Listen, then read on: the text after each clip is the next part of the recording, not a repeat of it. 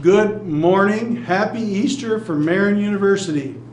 Again, a lovely, beautiful campus. The sun shines, touch cool, but not a lot of our friends around, and I miss you all very badly, and I know you miss one another. Thank you for tuning in to our viral fireside chat. What a wonderful Lent, Passover, Easter celebrations we've had.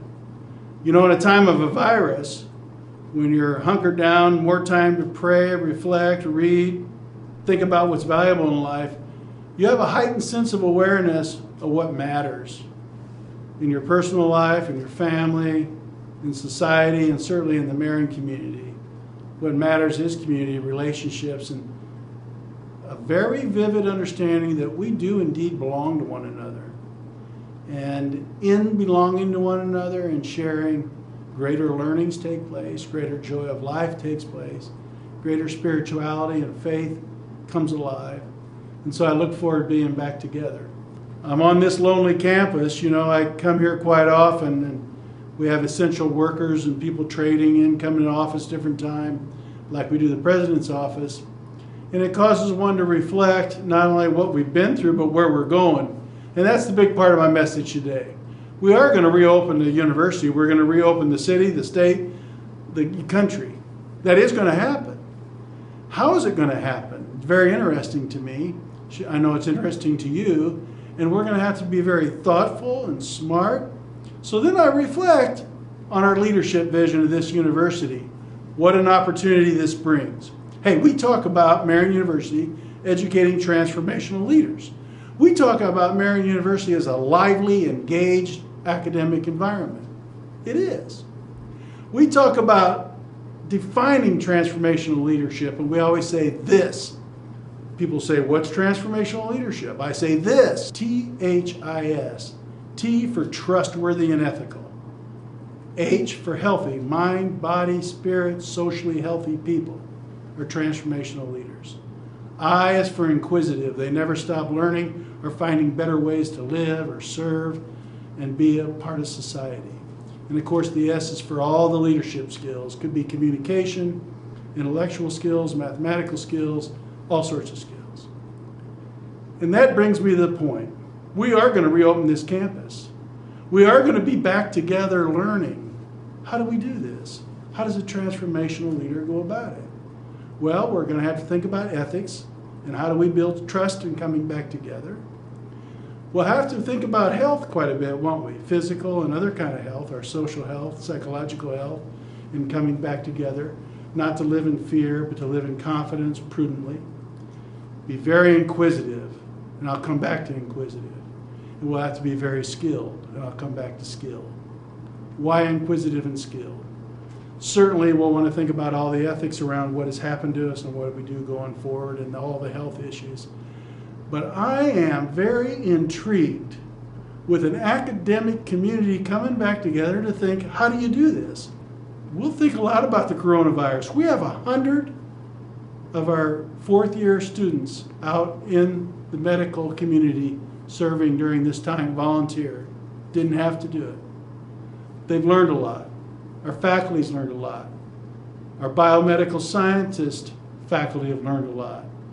Everybody's learned a lot. We can incorporate the coronavirus, not only what happened to us the last few months, but how we unfold and reopen in safe, smart ways. The social scientists will have a lot to say. The psychologists, what's been the effect? The sociologists, how do we connect again and come together?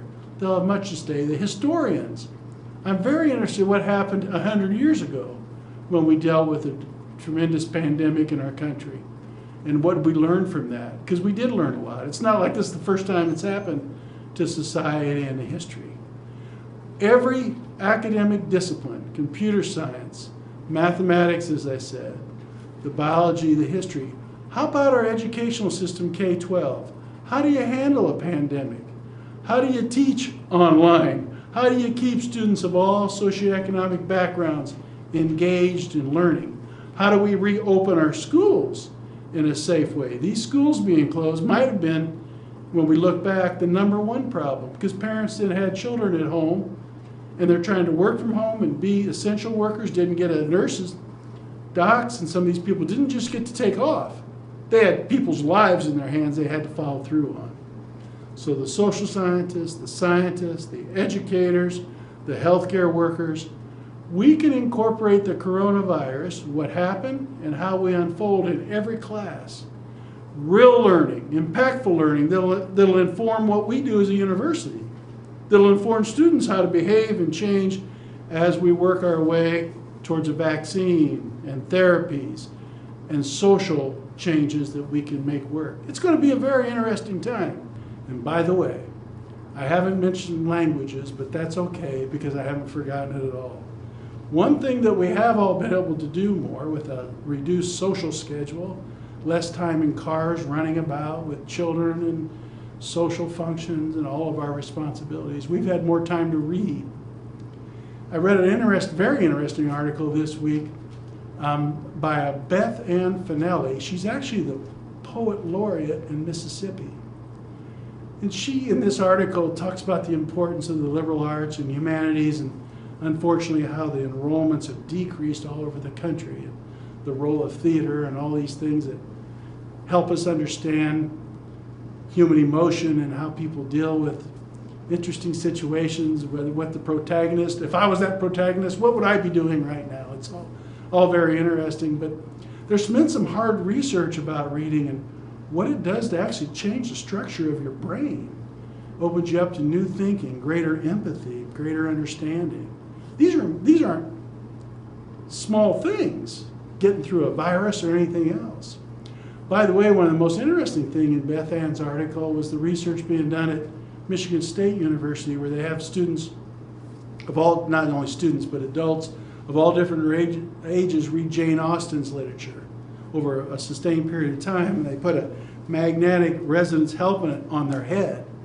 Now, you would assume, being language is processed in the left side of your brain, I hope the psychology professors will endorse that, and our medical people, I think I have that right.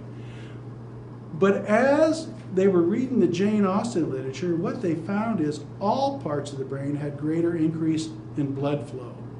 The frontal lobe of the brain, where you have executive functioning skills, had greater blood flow and excitement from reading excellent literature. It makes one think, it makes you more knowledgeable. No little thing as you deal with a virus. To be more empathetic, knowledgeable, to have an enlightened and stimulated brain. Very critical element in educating transformational leaders. So our vision, transformational leadership, what it means to us, trustworthy, healthy, inquisitive, skilled people, we can do this. We can be leaders not only for our students and with one another and how this campus operates, but our influence in the professions and our influence in advancing the common good. I'm so proud to be president of Marian University and to work with all these smart people we have, 200 great faculty, not to mention our adjuncts and other partners, and wonderful staff, and of course our brilliant students who never have a lack of energy and interest in learning practical things and engaging all the various disciplines and understanding one another, our world, what we're called to do, and what we're called to be, our very vocation in life. Thank you for being leaders. Go Knights.